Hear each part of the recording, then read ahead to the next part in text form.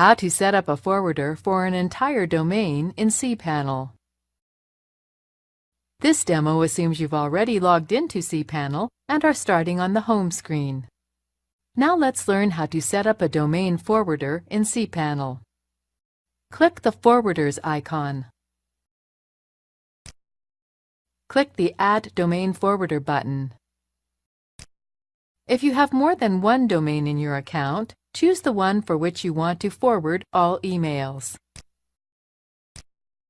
Then enter the domain where you want the emails forwarded to.